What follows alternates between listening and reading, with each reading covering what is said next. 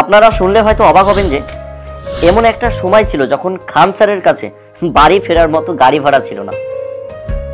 আপনারা হাজারো সফলতার পিছনের স্ট্রাগল কিংবা সংঘর্ষের গল্প শুনেছেন, তেমনি আজ শোনাবো ভারতীয় শিক্ষাক্ষেত্রের ও অজস্র যুব সমাজের নব উৎসাহের এক উজ্জ্বলতম নক্ষত্র জনপ্রিয় খান স্যারের গল্প।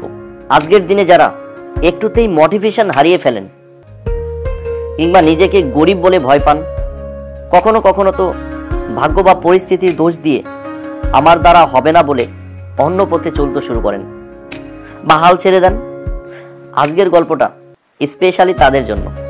আরেকটি কথা দেখুন, কঠিন সময়ে একদিকে অভাব ও অন্যদিকে পাড়াপড়শির কটু কথার আঘাত আসবেই, সেটাকে জয় করতে পারার নামই সফলতা। তো হ্যালো বন্ধুরা, আশা করি সুস্থ আছেন। ব্যাপার ইনফো চ্যানেল আপনাদের সবাইকে স্বাগত। চলুন ভিডিওটি শুরু করা যাক। যারা একটু দেশ দুনিয়ার খবর রাখতে আগ্রহী, খান স্যারকে চেনেন না এমন লোক খুব কম আছেন। খান স্যার ভারতবর্ষের ইউপিএসসি থেকে আইপিএস বড় বড় পরীক্ষার ছাত্রছাত্রীদের প্রস্তুতি করান।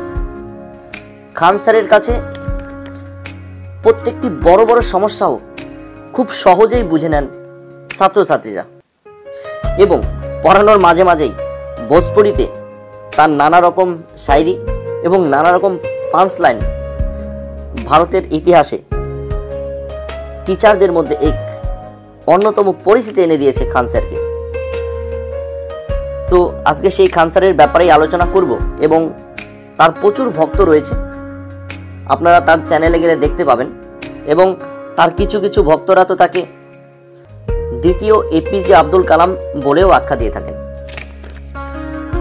যাকে আমরা খান স্যার নামে চিনি, এর পুরো নাম আজ পর্যন্ত কখনোই মিডিয়াতে প্রকাশ করেননি খান স্যার।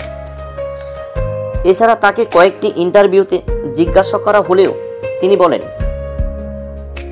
যদি আপনার কিছু শিখতে হয় আমার কাহিনী থেকে শিখুন, আমার পরিশ্রম থেকে শিখুন, আমার নামের মধ্যে আর কি বা আছে।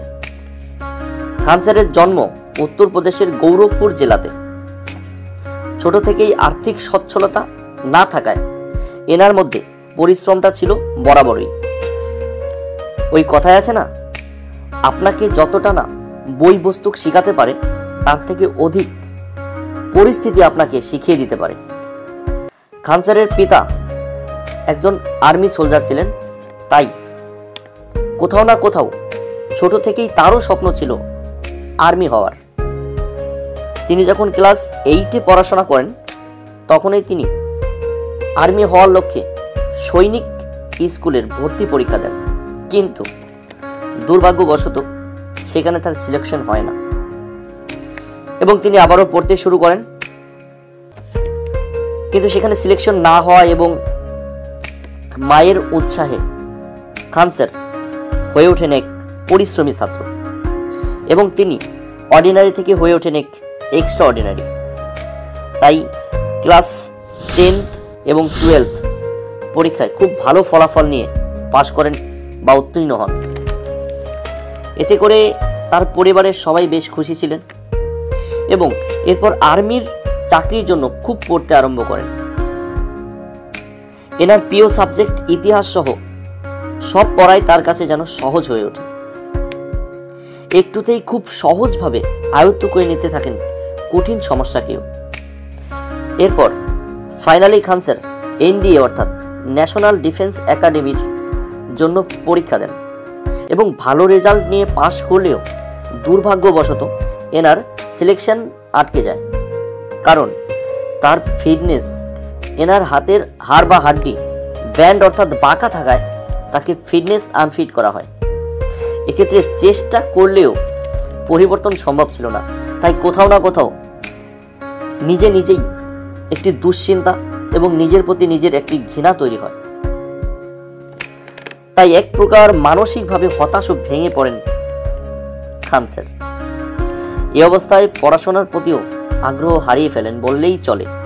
তার সারা জীবনের স্বপ্ন ছিল সেটি যেন নিমিষেই চুরমার, এবং পরবর্তীতে তার মা বাবার উৎসাহ এবং সান্ত্বনা তাকে আবারও তৈরি করে পড়াশোনার দিকে ঝোঁকার।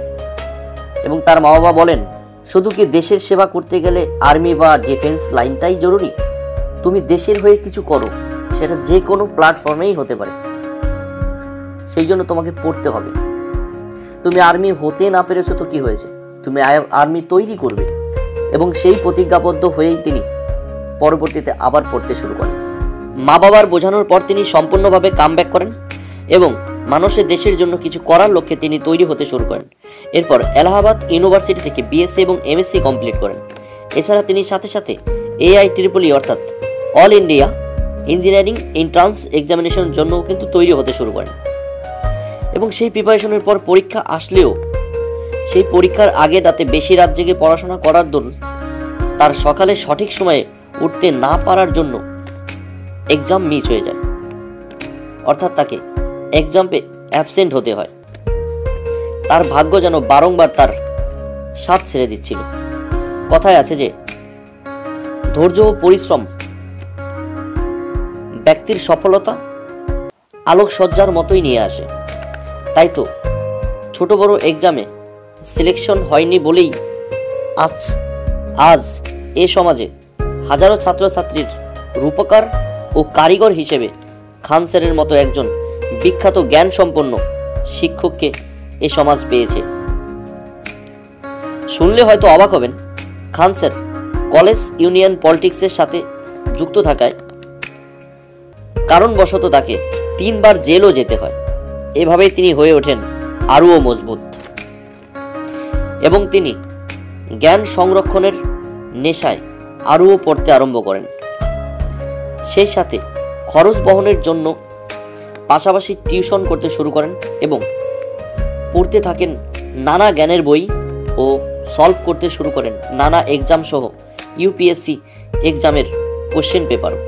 এবং এক সময় বোঝার এবং বোঝানোর পদ্ধতি দিন দিন জনপ্রিয় হতে শুরু করে এবং তার স্টুডেন্ট সংখ্যা বাড়তে শুরু করে। এবং তিনি ইউটিউবে একটা চ্যানেল খুলেন ও সেখানে কিছু কিছু তার বোঝানোর মজাদার কৌশল সম্পূর্ণ ভিডিও সেখানে আপলোড করতে থাকেন।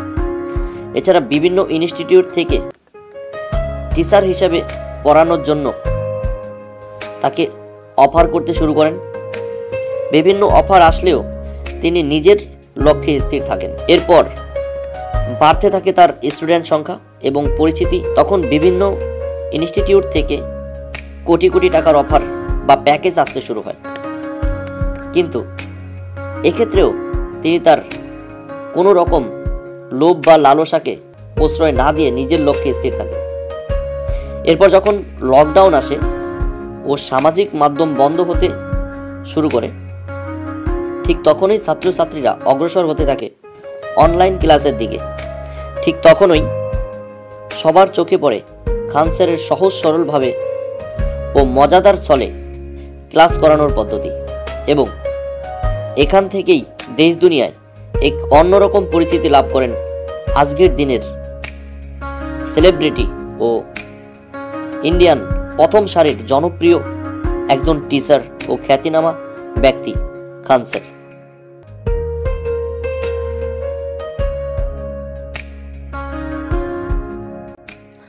তো দর্শকবৃন্দরা, এই মুহূর্তে আপনারা ভিডিওটিতে দেখতে পেলেন শিক্ষাক্ষেত্রে সুপরিচিত সর্বপ্রিয় খান স্যারের বিগত দিনের সংঘর্ষগামী এবং পরিশ্রমী বিগত কঠিন পরিস্থিতি থেকে উঠে আসার ছোট্ট তথ্য বা গল্প। ভিডিওটি যদি আপনাদের একটুকু ভালো লেগে থাকে তাহলে একটি লাইক দেবেন এবং যদি কোনো কিছু ভুল মনে হয় তাহলে দয়া করে কমেন্ট বক্সে জানাবেন। এবং এই ধরনের বিশেষ তথ্যজনক ভিডিও পেতে আমার চ্যানেলটিকে সাবস্ক্রাইব করে রাখুন। নতুন নতুন তথ্য নিয়ে সবার আগে আপনার কাছে পৌঁছে যাব।